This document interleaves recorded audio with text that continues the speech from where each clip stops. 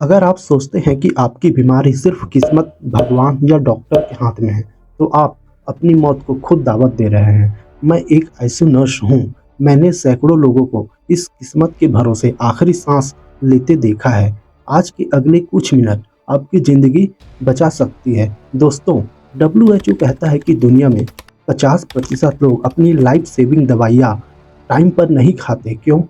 दवाइयाँ महंगी नहीं हैं, उनका दिमाग बीमार है। मैंने आईसीयू के उस आखिरी कमरे में देखा है कि 80% लोग के जान बचाए जा सकते थे अगर उन्होंने अपनी दवाइयाँ सही वक्त पर अगर ली होती। पर उनका दिमाग उनसे क्या कहता है? अरे, जो किस्मत में लिखा है वही होगा। इसे साइंस की भाषा में कहते हैं मेडिकल नॉन अधीरेंस।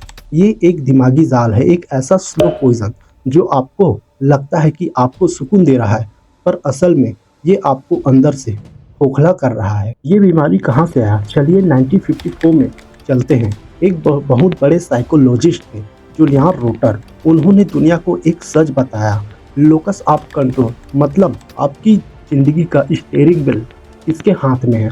एंड फिर 1978 में केनेथ वाल स्टोन ने इसे हेल्थ से जोड़ा। उन्होंने बताया कि बीमार लोगों के दिमाग को 3 हिस्सों में बांटा गया है। पहला, इंटरनल, जो मानते हैं कि मेरी हेल्थ मेरी जिम्मेदारी है।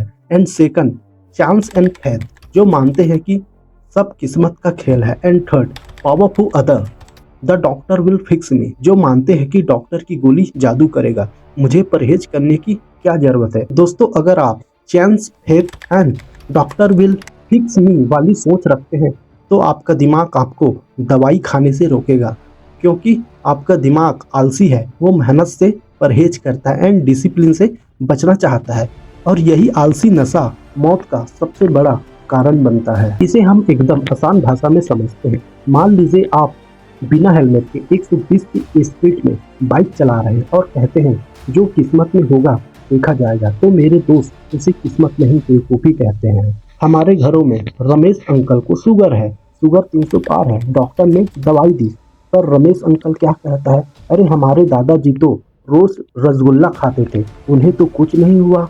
ये सोच आपके दिमाग के लिए एक ड्रग, नशे की तरह है।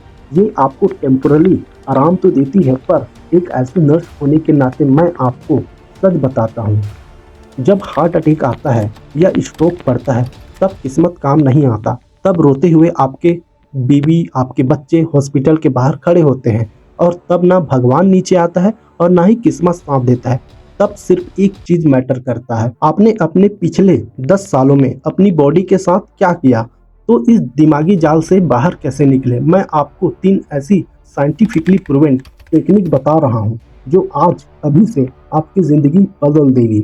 Rule number 1, mirror test. शीशे का सर, रोज सुबह शीशे के सामने खड़े होकर खुद से एक लाइन कहो, मेरी हेल्थ मेरी दवाई, मेरी परहेज मेरी जिम्मेदारी। न कि डॉक्टर की, न कि भगवान की, और न ही किस्मत की। भगवान भी उसी का मदद करता है जो दवाई वक्त पर खाता है। लोकस ऑफ कंट्रोल वापस अपने हाथ में रो। Rule 2, stop the doctor will fix me illusion. Doctor एक रास्ता दिखाता है, दवाई एक हथियार है, पर जंग आपको खुद लड़नी है। डॉक्टर सिर्फ आपके कार का एक मैकेनिक है, पर गाड़ी आपको ही चलानी पड़ेगी। परहेज आपको ही करना है। Rule 3, the 1% habit system. अपने दिमाग को एक छोटा सा टास्क दो। अगर शुगर चेक करना है या गोली खानी है तो उसे अपने ब्रश करने के आदत के साथ जोड़ दो। दिमाग को सोचने का वक्त मत दो कि गोली खाना है या नहीं। इसे एक रोबोट की तरह अपने डेली हैबिट में बना लो। दोस्तों, मेडिसिन भी तभी काम करेगी जब आपका दिमाग मेडिसिन के साथ काम करेगा।